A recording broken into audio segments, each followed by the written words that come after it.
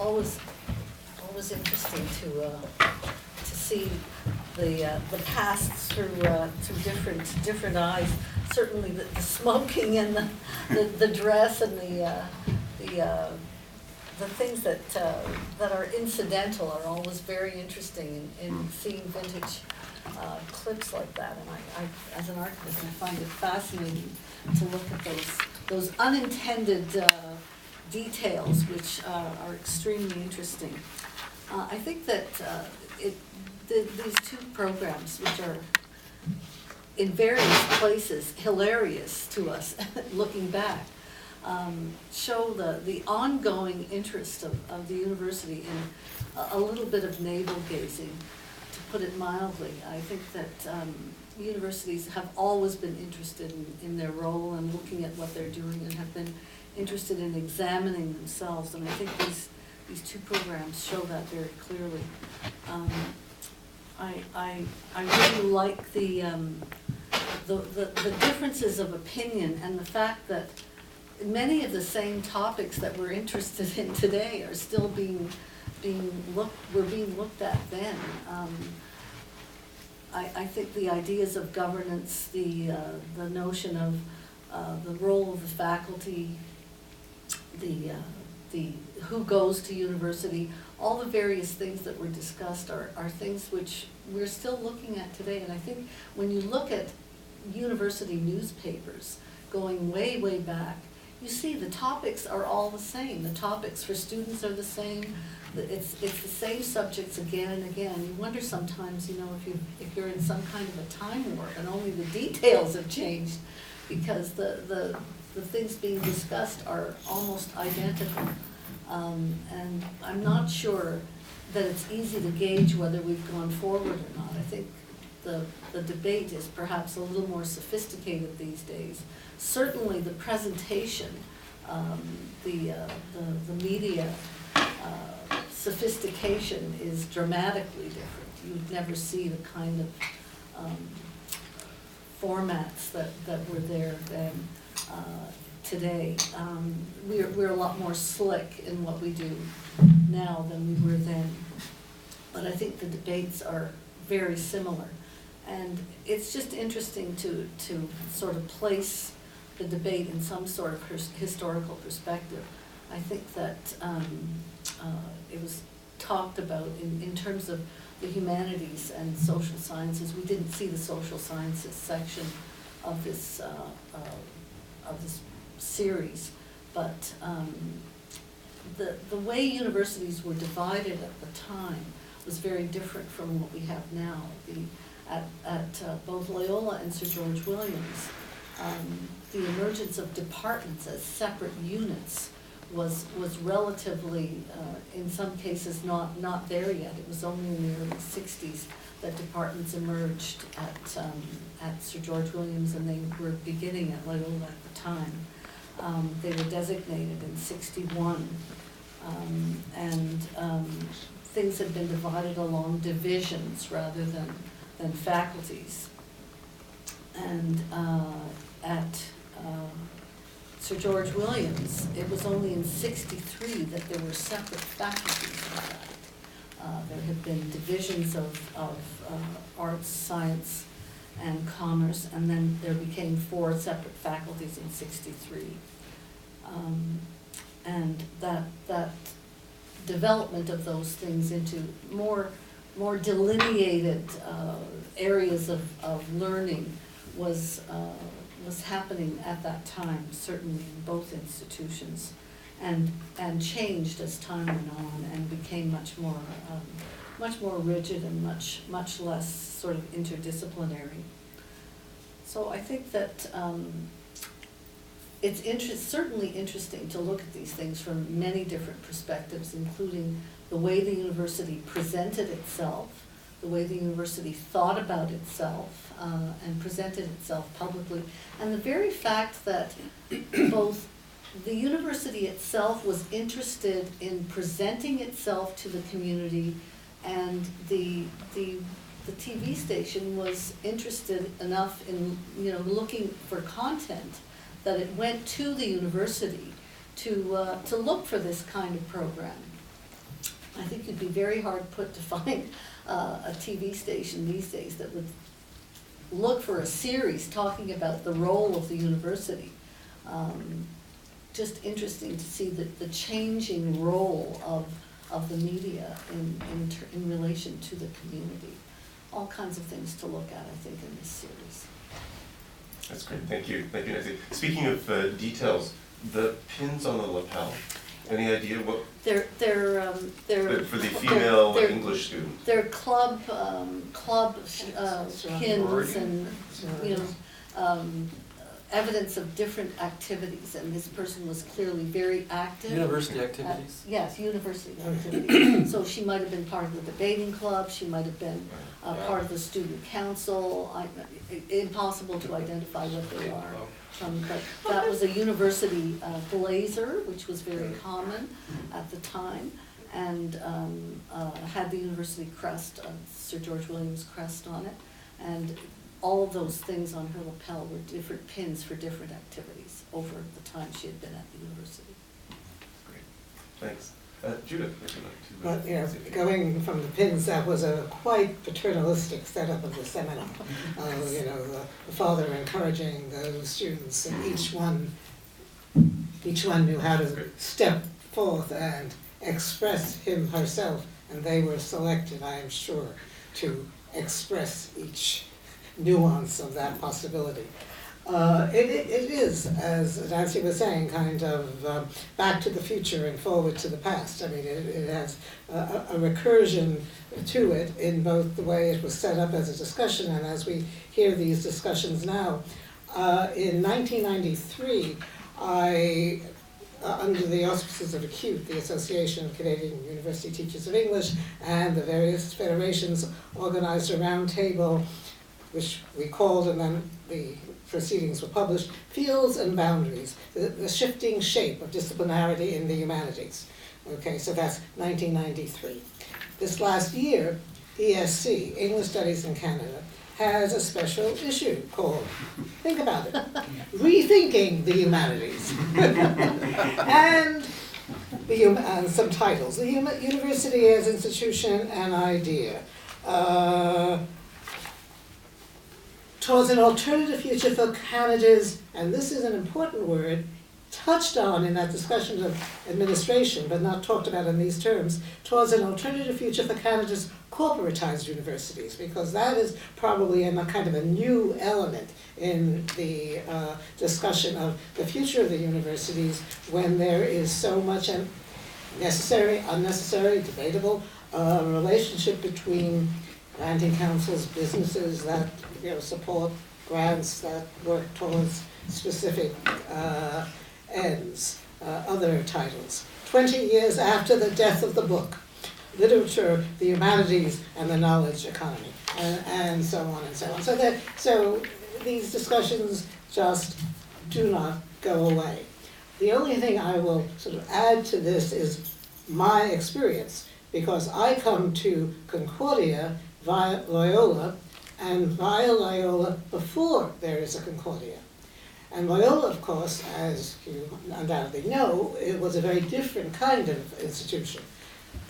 By the time I am there, it obviously has non-priests as its faculty, non-Catholics as its faculty, and as well, it is co-ed, although of course it started as a Jesuit boys' school, but it still carried some of that ethos into the 1970s.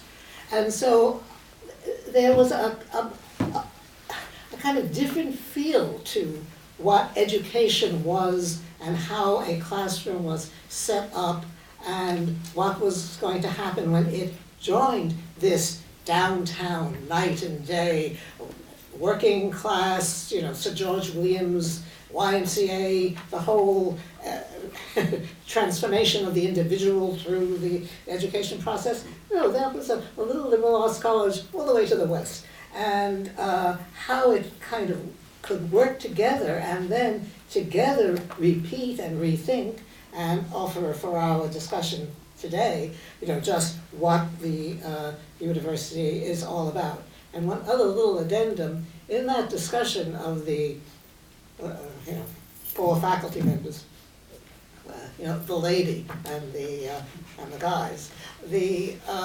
There are several words that were used that I don't, and I think also in Neil Compton's talk as well, certain words that you don't quite hear that way anymore, you know, truth, value. There's sort of a notion that there is a wisdom out there, and that wisdom is almost reified or reifiable, and we're going to get to it. So there's both the sameness, but important and necessary differences. That's great, thank you, Jim. I'm going to invite Bill to say a few words now, please. Thank you. Does he need 2 mics? Or? Yeah, right, one more. Is that okay? Whoa. Yes, as Nancy noted, this is an interesting document to look at and to reflect upon. I guess I was struck by the baseline of this, which is the notion of the humanities. I've been puzzling over that, and I think that there was a real residue still at work from the wartime period in which there was a threat to close down the humanities in Canadian universities. I don't know about that, but that was the plan. And Harold Innes and others objected, wrote a letter to Mackenzie King, and they backed off on it, but it became evident then that they had to do something to shore it up, and so you had really a division of labor developing between the social sciences that had a social science research council, a humanities research council, and you had the National Research Council for the sciences. And I think what that meant was that the humanities were really put in the role of being this sort of pure knowledge field as opposed to more applied and scientific knowledge that you found elsewhere. And I suspect what you had was people who were perhaps raised on this notion of the humanities that was still lingering at the time. What really struck me about this particular set of films was the kind of, as Charles has pointed out, the kind of placelessness of it, right? That it could be anywhere. If they didn't say Sir George Williams at some point, you wouldn't know where it was. You wouldn't know where it was or what they were referring to, because the discourse was all society, community, individual, for the most part, and without any real definition.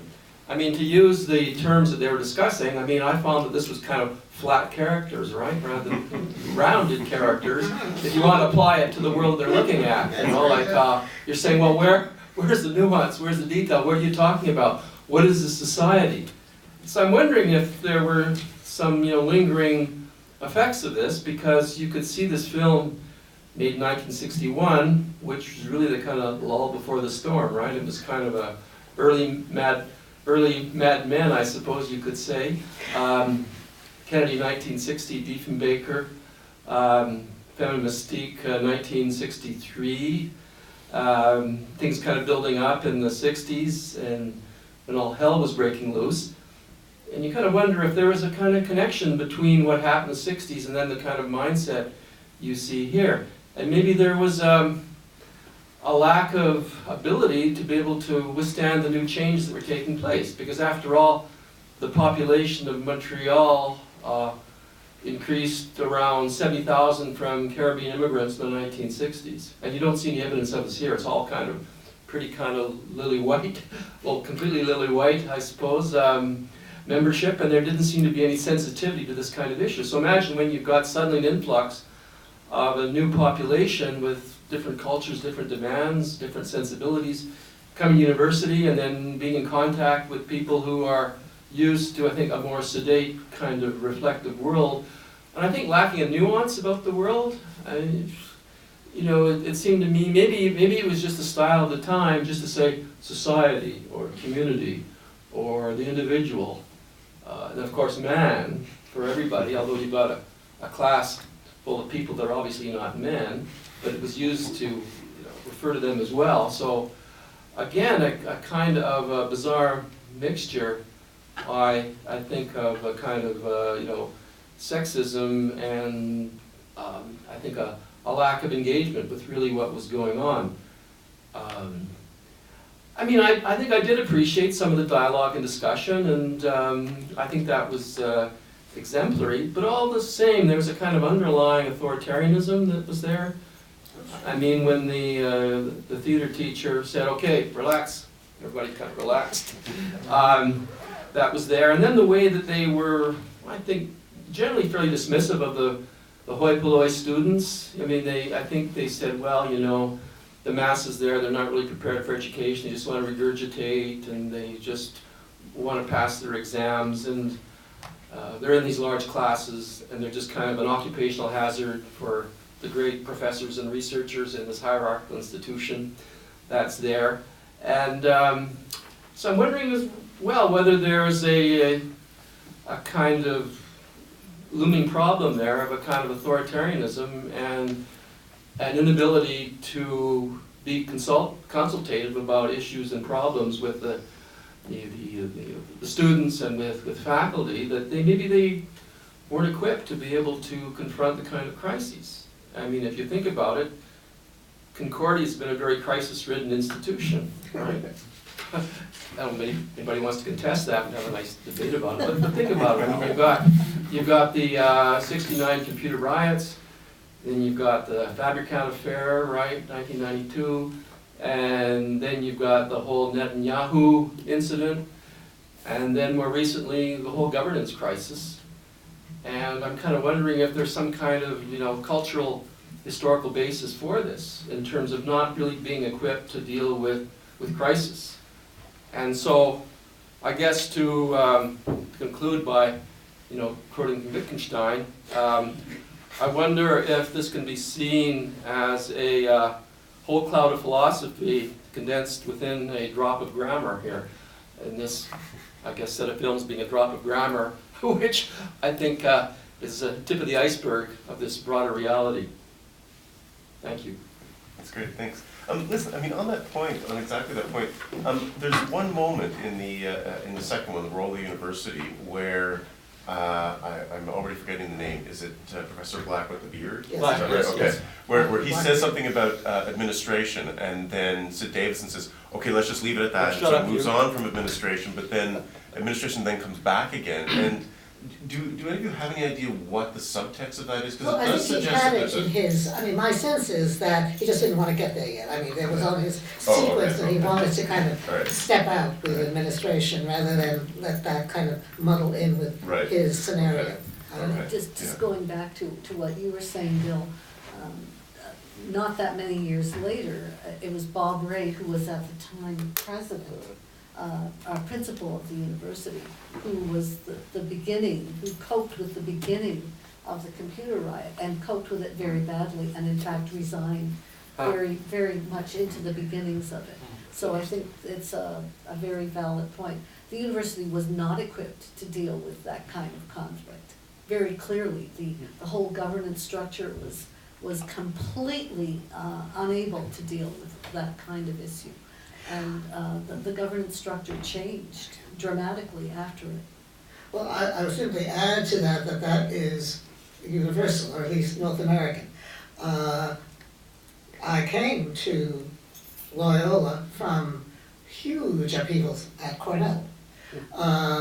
Loyola had a place to hire me because of upheavals at Loyola. So even, I mean, it was just sort of pretty constant through the North American University culture.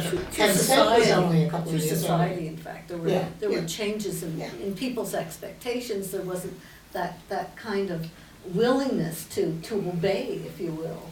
Right. So how much is the society's concerns, after all, this is marching on Vietnam, this was Kent State, and all kinds of social issues were suddenly being, you know, put forward by students and faculty, and how does the structure hold them together and allow a kind of discourse, which then doesn't become discourse, just becomes.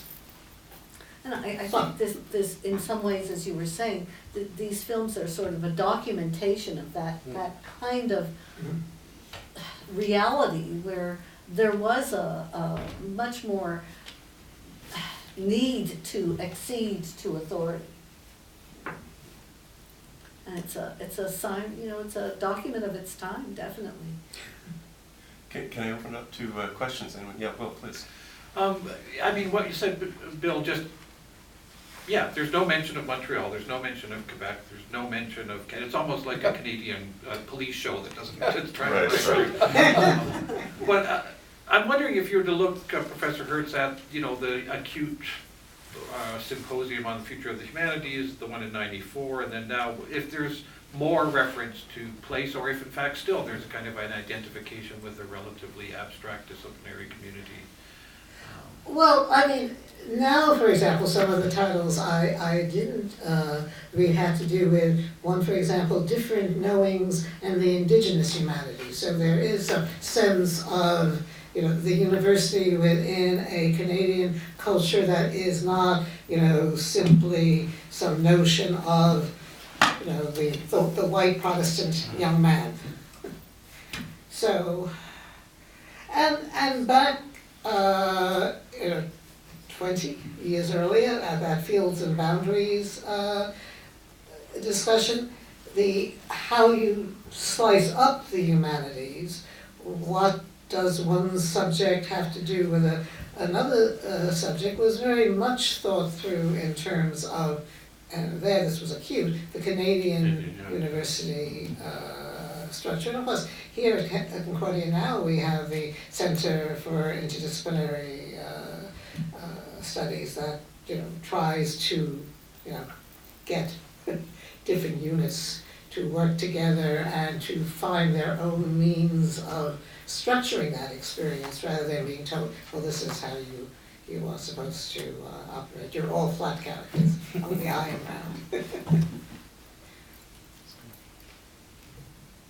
Yes, please. Yeah, I just wanted to make a comment about the gender dynamics. I think it's important to point out that gender is operating here not only in the milieu that we're seeing, but very much at the level of the filmmaking too. Because I think that in the film, the first film, The Humanities, almost every scene is a scene of feminization of humanities knowledge. For example, you know, with the drama class, you have them doing this exercise which is incredibly stupid looking. It's all women. And when the director comes in and he's kind of like snapping to get this teacher's attention, like obviously interrupting it. You also have, pardon? The condescension. The condescension. Yes. And also the, you know, the schoolgirl, like very obviously schoolgirly character in the seminar, also in the painting situation, the teacher talking to this female student and saying, oh, you know, whether or not she intended to, she's expressed this emotion. Like, I think that there is a very, like, you know, the film is not exactly doing what it says in terms of the representation of this knowledge, which is shown as feminized in a kind of demeaning way. Yeah. And it's, I mean, it also speaks to Bill's point that it also, I mean, for a program that you assume at some level is attempting to translate the interior of the university to a much broader public, the idea that condescension would be one of the modes that you would feature seems just so absurd to us. I mean, just there's the sexism that you're describing, but every time they're talking about a student, it seems as though there's students are they're their own worst enemies. They're not ready for learning. I mean, all of these things, and you just think, wow. I mean, is this the way that you open up an institution? So it seems very strange to be watching this. One of the reasons I think, I have no idea obviously, that they chose that Forster example, Ian Forster's aspects of the novel and the flat and the round, was what you said at the very beginning as a discussion prompter, because I can imagine they're thinking, oh well, now the program is over and they're going to sit in their living rooms and argue. I just read this last week. Was she a round character? Was he a flat character?